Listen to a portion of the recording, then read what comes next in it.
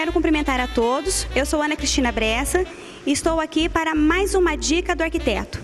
A dica de hoje é sobre gesso.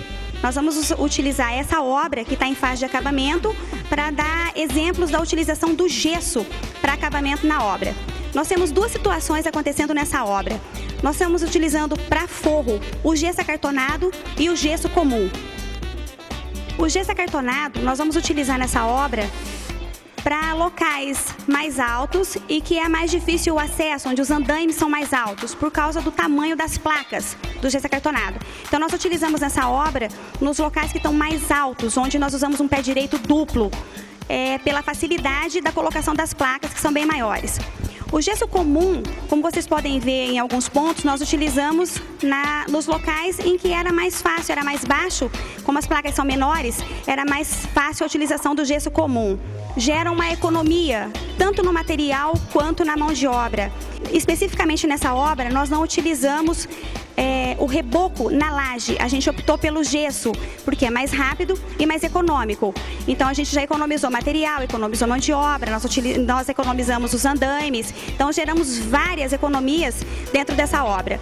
Também vamos utilizar o gesso acartonado nessa obra para fazer as divisórias das paredes. Vocês podem notar que é uma obra ampla, nós não temos divisórias em parede, então nós também vamos utilizar o gesso acartonado para divisórias das paredes, também serão em gesso. Então a dica do arquiteto de hoje é a utilização do gesso, que é um material ainda pouco difundido no Brasil, em outros países a utilização dele é bem mais ampla. No Brasil nós estamos fazendo isso há pouco tempo, né? Todo mundo ainda tem um pouquinho de restrição quando a gente fala em paredes de gesso. Nós temos várias utilizações para o gesso, nós já temos um material chamado super gesso, que a gente utiliza também para fazer paredes externas, né? Só que é um material que nós não temos ainda aqui na nossa região. O super gesso ele vem do Nordeste, então ele chega aqui na nossa região com um custo um pouco mais elevado. Só que a gente tem a opção do gesso acartonado e o gesso comum.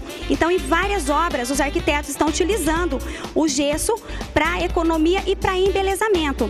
Porque nós temos também a facilidade de fazer a parte de iluminação para ficar mais bonito. A gente pode embutir as luminárias, a gente embute a iluminação, fica muito mais interessante, porque na laje fica mais complicado você embutir as luminárias.